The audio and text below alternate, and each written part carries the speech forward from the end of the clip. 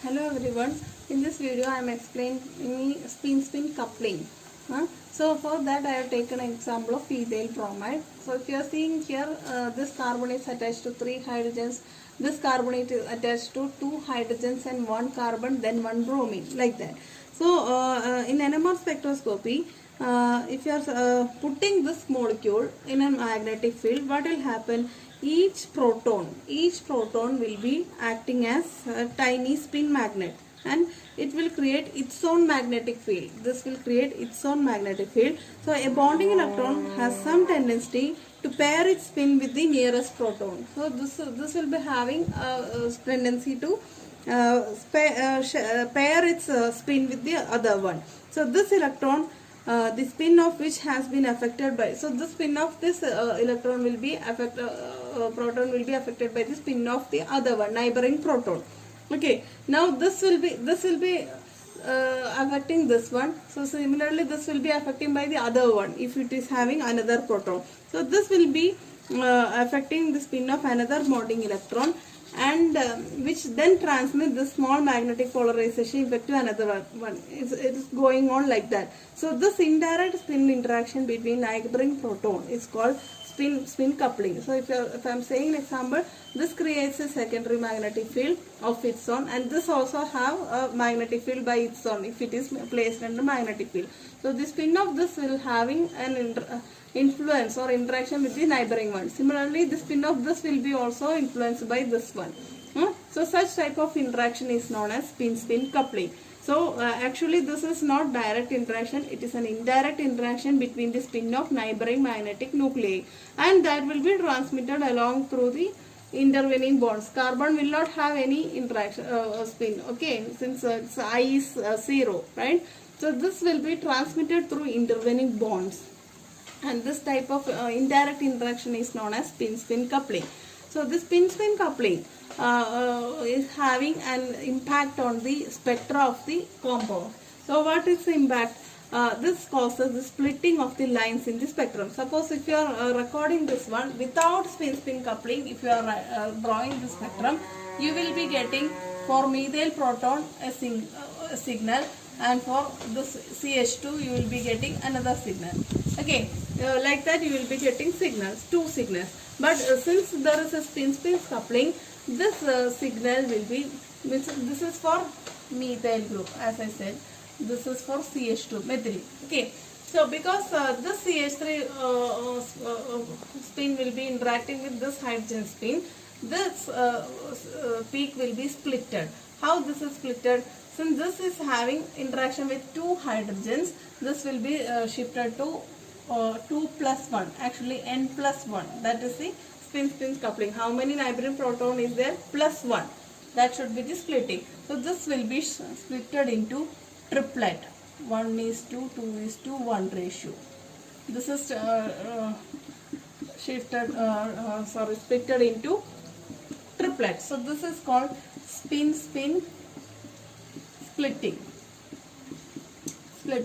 So similarly, this is for CH2 proton, as I said earlier. So its neighborhood, it is having 3 protons over here. So this CH2 will be influenced by 3 protons. So according to n plus 1 rule, how many signals will be there then? 3 plus 1 splitting, right? So it will 3 protons are there neighboring. So this CH2 signal will be splitted into 4. So this will be like 1, 2, 3, 4. This CH2 will be splitted into quartet then. Okay, 4 signals. So this is the influence of spin coupling. It will cause the splitting of the spectral lines for each thing. So spin coupling causes splitting of many of the lines in the NMR into multiplets. We were expecting singlets, but actually you are getting multiplets. Okay, so a group of 2 or more component peaks. This is known as spin splitting. Okay, this is only observable when you are using high resolution spectrometers. In fact, the multiplicity, the triplet is said to be multiplicity, and the multiplicity of this one is triplet, and the multiplicity of CH2 is quartet. Okay, it depends upon the how many equivalent protons are there. As I said earlier, the CH2 is influenced by this set of protons, so 3 plus 1, quartet. Similarly, CH3 is influenced by these two equivalent protons, so 2 plus 1, 3, you are getting triplet. So that depends how many equivalent protons are nearby. That will depend upon the splitting. Now there are some general rules. This is the main rule for that one. I will explain you in detail. So general rule number 1, equivalent protons will not give splitting, do not give rise to observable splitting. Okay, so equivalent protons mean protons with same chemical shift, because they are in the same chemical environment, I should say. So for that I have taken 1,2-dichloroethane, 1,2-dichloroethane.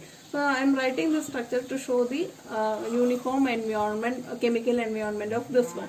See, this hydrogen is neighborhood CH, right? So here this hydrogen also, this side, same environment. So this CH2 and this CH2 are in the same environment, right?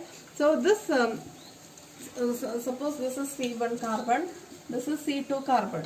Okay, so this means that there is no splitting from magnetic coupling between the protons attached to same carbon. First thing, this carbon is having 2 hydrogens over it. So this called geminal hydrogens, 1 hydrogens. Okay, so which 2 hydrogens are attached to 1 carbon, same carbon. This is called geminal hydrogen. This will not show any splitting. Okay, geminal hydrogen if they are equivalent. Similarly, coupling between these two protons, C1 and C2, since they are both of the same chemical environment, the coupling between this is not observed. Okay, although they are on different carbons, they are two equivalent. Okay, they both sides they are equivalent. They are in the same chemical environment. So this will not couple with this one. This will not couple with this one, because coupling is equivalent. Okay, so both will be observable in this same thing. So you will be getting a single peak for this compound in NMR spectra, because all are in the same chemical environment. That is why we have taken tetramethane silane, CH3, as the standard. Why? This all CH3, even though there are 12 protons, we are not getting 12 peaks. Why it is not giving 12 peaks? All 4 CH3s, hydrogens are under same chemical environment. So there will not be no geminal coupling. They are on this equivalent protons, right? So they are all giving a single peak. That is why it is chosen as standard for NMR spectroscopy. Second rule is the N+1 rule. N+1 rule, as I mentioned earlier, a signal in the proton NMR for a set of equivalent protons will be split into N+1 component lines, where N is the number of equivalent protons in the adjacent carbon. This is generally termed as N+1 rule. I have shown you an example of CH3, CH2, Cl, right? CH3, CH2, Cl. So if you are seeing over here, this methyl group, it is adjacent carbon. This methyl group signal. Suppose this is its signal. Okay, CH3 group. So this is adjacent to two equivalent protons. So this will be splitted into 2 plus 1. The signal of CH3 will be splitted into 2 plus 1 by methylene group. Okay, so this signal will be splitted into like this, 3, triplet. Multiplicity will be triplet. Suppose now this is the signal for CH2. This is for CH3 and this is for CH2. Now if you are seeing here, CH2 does not have any protons over here, right? Only chlorine. So there is no spin coupling over here in the proton NMR specifically. Okay. Now if you are seeing over here, this side it is having 3 equivalent protons. Now the single signal of CH2 will be splitted by 3 equivalent protons into 3 plus 1, 4.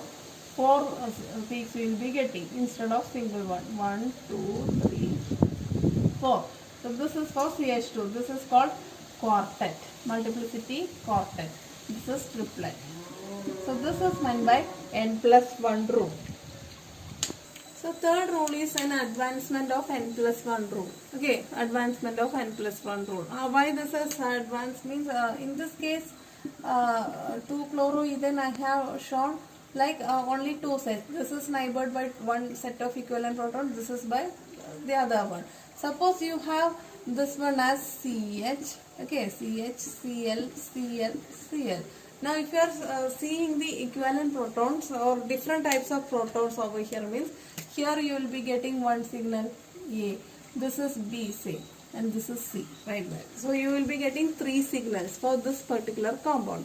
Okay, so how this will be splitted? That is the thing which is explained by advancement of n+1 rule.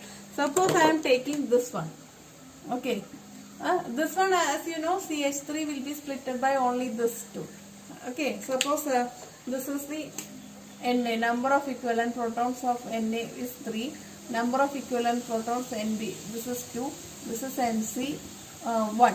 Okay, now as I said earlier, the CH3 peaks will be splitted by only this one. This side there is no proton, so CH3 protons will be splitted into 3 as we said earlier. Okay, now if you are saying CH2 proton, that now the scenario is different. Left side it is having CH3 and right side it is having CHCl, right? So both sides spin coupling will happen. So in that case, the number of lines expected for CH2 will be equivalent to number of signal for CH2. CH2 signal will be equal to Na plus 1. This one into Nc plus 1, like that. Splitting will be happening in that manner. So Na plus 1 means 3 plus 1 into 1 plus 1.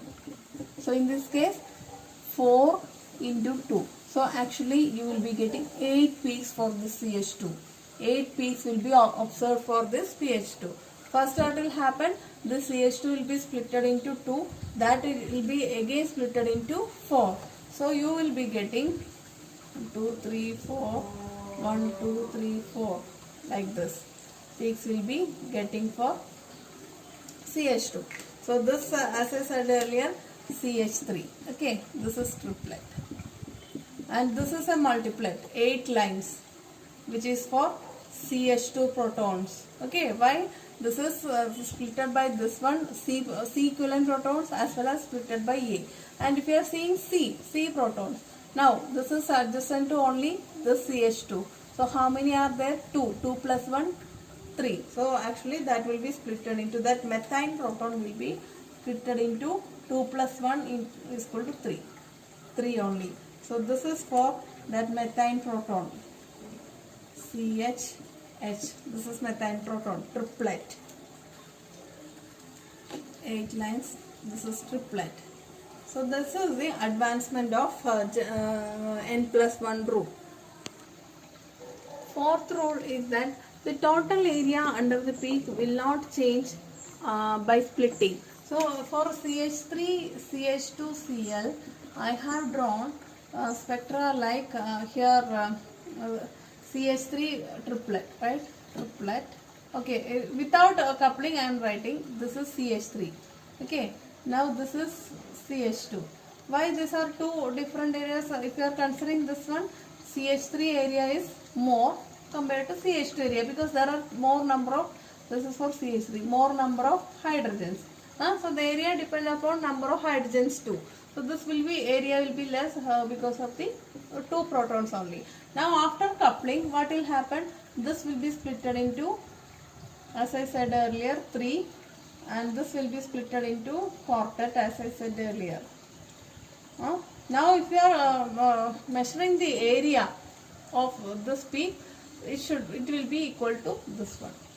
Okay, so that is meant by splitting does not change the total area. Similarly, this area should be equal to this one.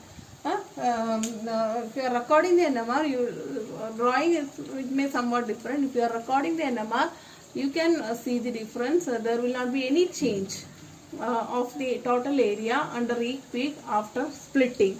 And this is explained. The multiplicity could be obtained by drawing Pascal's triangle. So it could be predicted by Pascal's triangle. by expanding the 1 plus x whole raised to n binomial expansion, where n is the number of equivalent protons. For example, n is the equivalent proton, right? So if your compound or the material is not having, or substance is not having neighboring protons, suppose example CH4 methane does not have any proton, neighboring carbon there is no proton. So how many signals are expected? Only one signal, one. Upon multiplicity will be singlet. The ratio will be 1. Similarly, not only CH4, as I said earlier, CH2, Cl. This case also single signal, there will not be any multiplicity also, right? And similarly, if you are taking CH3, right?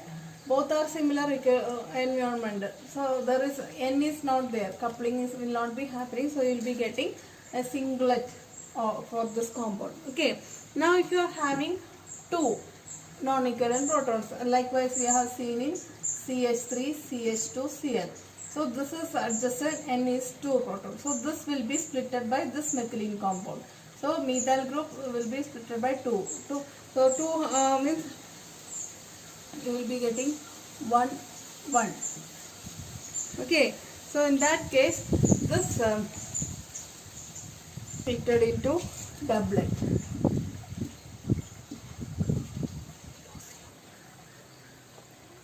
Now if you have 3, then the Pascal's triangle you have to show like 1 plus 1 2. You have to write the middle 1 2 1 like that. Okay, 1 2 1. In that case it is triplet. So in the case of doublet, the intensity ratio will be 1:1. Here 1:2:1. This is giving the intensity ratio. Now if it interacts with 4, now we will be getting 1 plus 2 3, 1 plus 2 3 1.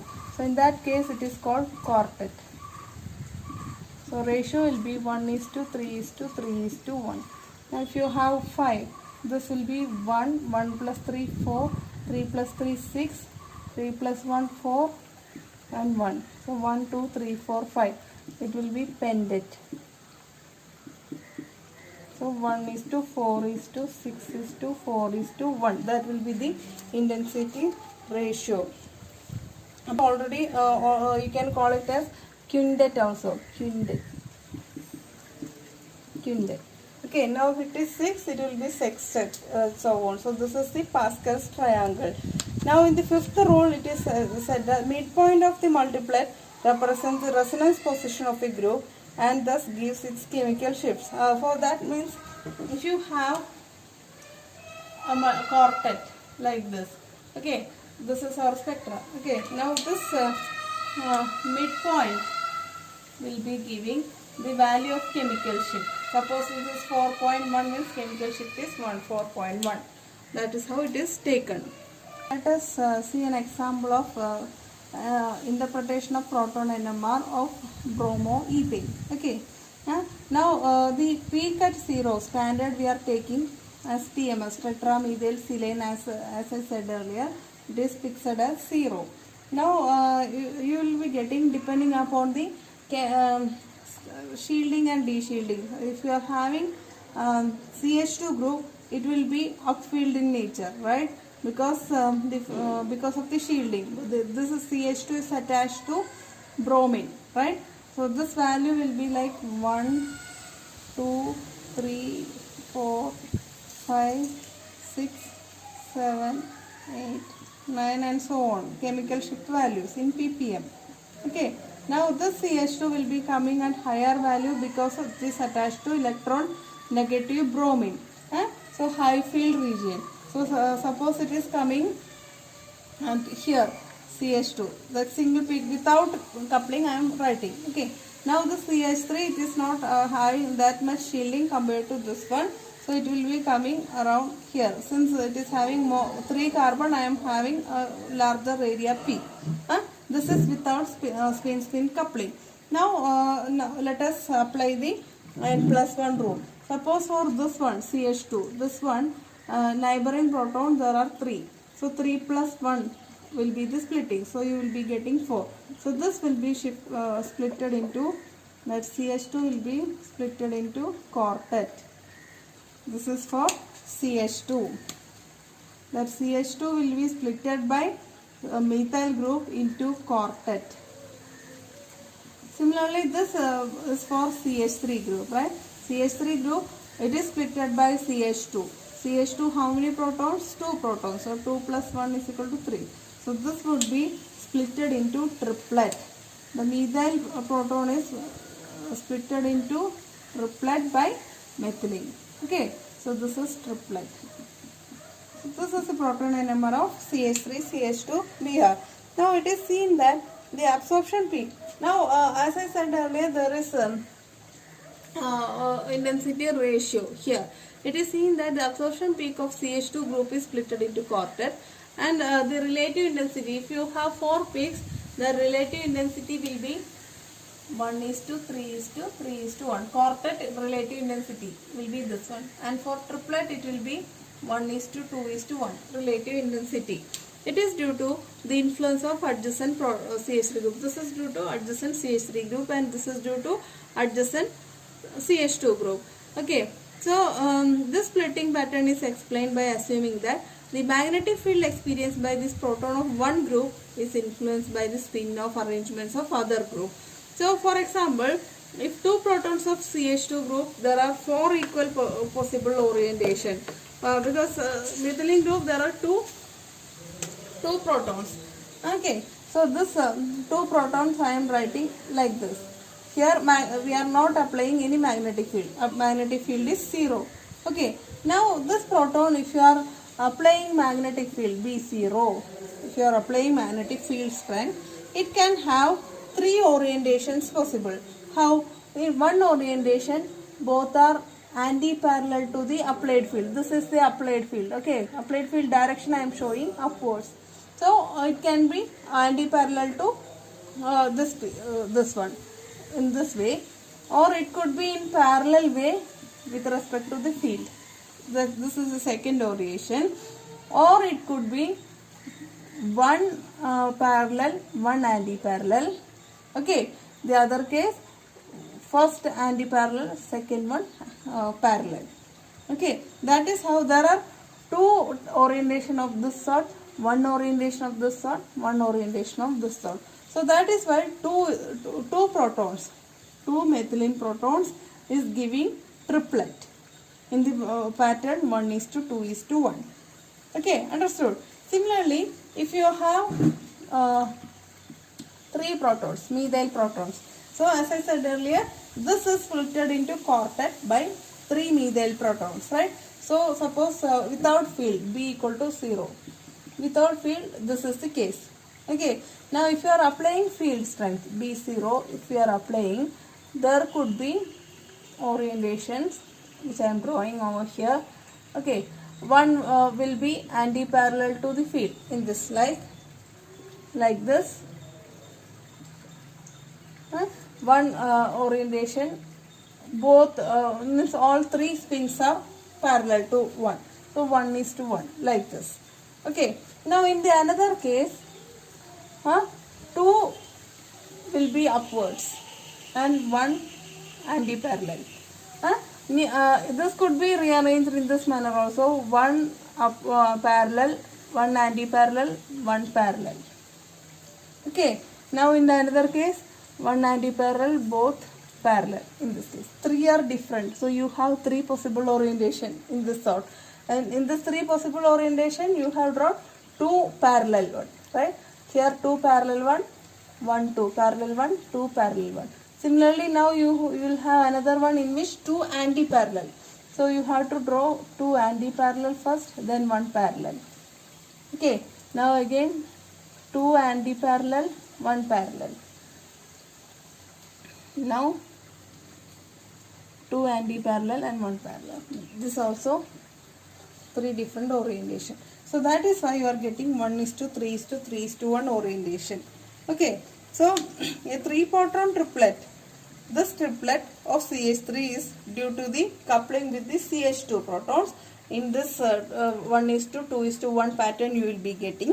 Similarly, this is a 2-proton quartet. A 2-proton will be split into quartet because of the coupling with the CH3 one. This is split into quartet because of the coupling with CH3 protons, and you are getting quartet of the ratio 1:3:1.